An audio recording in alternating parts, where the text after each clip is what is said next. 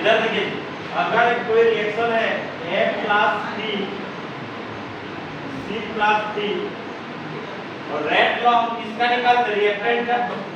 इधर वाला आपका रिएक्टेंट है, इधर वाला आपका प्रोडक्ट है।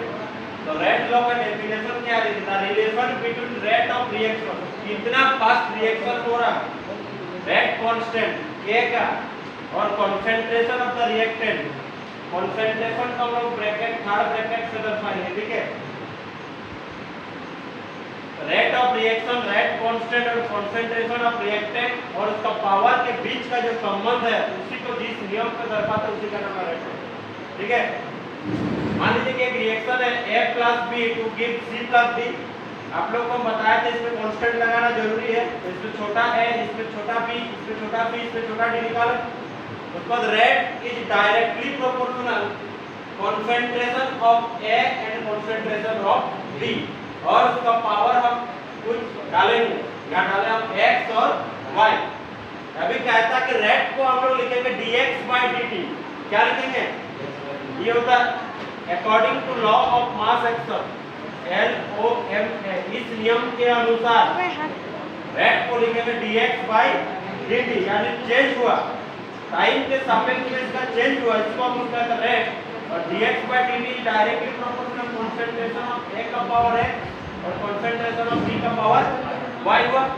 जब ये प्रोपोर्शनल साइन को हटाते हैं तो हम कांस्टेंट का प्रयोग करते हैं, dx/dt equal to k concentration of A का पावर x और कंसंट्रेशन ऑफ B का पावर y। dx/dt क्या है, rate of the reaction, k क्या है कांस्टेंट, और A का पावर x और B का पावर y ये क्या है कंसंट्रेशन ऑफ द रिएक्टेंट। ये तीनों चीज इस समीकरण में आया, इस नियम में आया। क्या क्या, rate of reaction, rate constant और कंसंट्रेशन, ये तीनों का जिसमें संबंध है उसी को कहते हैं rate law. Rate law determines order of the reaction, और रेट लॉ की सहायता से हम ऑर्डर निकालते हैं। ऑर्डर इक्वल टू आप लोग को पता है क्या होता है, order equal to x plus y होता कि नहीं। जो आपका पावर है ये आपका ऑर्डर होगा, ठीक है। अभी कुछ रिएक्शन जैसे एलिमेंट्री रिएक्शन, जिस रिएक्शन में एक ही स्टेप होगा, कितना स्टेप, इधर देखिए लिखा हुआ those reaction which complete in single step, इसमें सिंगल स्टेप होगा वैसा रिएक्शन को क्या बोलेंगे, एलिमेंट्री रिएक्शन। जैसे आपका PCl5 है, ये रिवर्सिबल रिएक्शन है, इसको अगर तोड़ेंगे तो PCl3 + Cl2 मिलेगा। और इसका अगर रेट लॉ निकालने में तो dx/dt डायरेक्टली प्रोपोर्शनल इसका कंसंट्रेशन होगा, इसका तो पावर कुछ नहीं है, तो पावर हम कुछ नहीं डाले, dx/dt प्रोपोर्शनल 5 में जाएगा, क्या होगा PCl5 हुआ। ये था आपका एलिमेंट्री रिएक्शन, यानी जिस रिएक्शन में एक ही स्टेप होगा उस रिएक्शन को हम क्या बोलेंगे, एलिमेंट्री रिएक्शन। उसका अपोजिट है कॉम्प्लेक्स रिएक्शन। कॉम्प्लेक्स रिएक्शन का डेफिनेशन वही लिखिएगा, those reaction which complete in several step, बहुत सा स्टेप होगा, several step are known a complex reaction, ठीक है। उसके बाद सेम लिखिएगा, रेट लॉ के आधार पर क्या होगा, मान लीजिए कि N2 + H2 से NH3 मिलेगा आपको।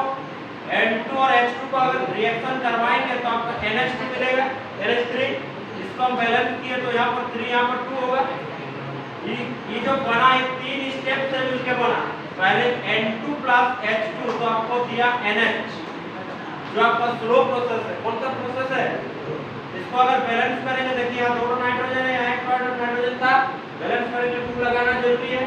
तो पहला स्टेप ये वाला हुआ, उसके बाद आपको प्रोडक्ट ये वाला मिला, ये वाला प्रोडक्ट को यहाँ लिख के फिर हाइड्रोजन से रिएक्शन करवाए तो आपको NH2 मिला।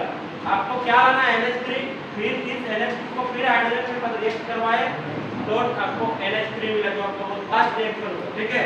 तो बहुत सा स्टेप के बाद आपको वाला मिला, इसी वजह से इसका नाम है कॉम्प्लेक्स रिएक्शन। और इसका अगर हम रेट लॉ निकालें तो dx/dt directly proportional, rate law में किसका होता है, रिएक्टेंट का होता है।